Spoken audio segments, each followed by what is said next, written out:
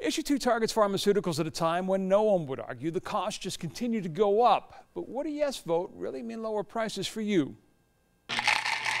Are pill prices pinching you? Skyrocketing drug costs have been the stuff of headlines. So when someone tells you there's an issue on the ballot targeting how much meds cost, I wouldn't say no to that. I wouldn't be in opposition to that at all. But what about the details? And that's really what this issue is. It's emotion versus details. University of Cincinnati political science professor David Niven I'm perfectly willing to, stand in the middle. helps take a closer look at Issue 2, also known as the Drug Price Relief Act. It promises to require the state of Ohio to not pay more for prescription drugs than the VA, which gets a discount. The operative words here, state of Ohio.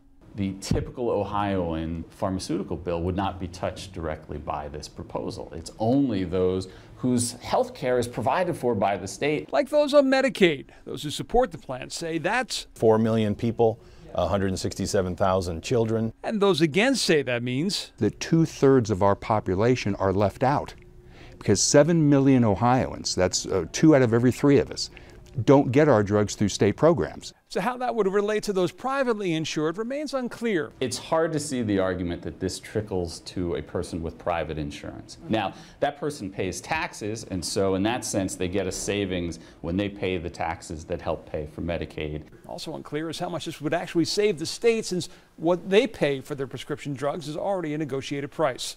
John Kosick, News 5.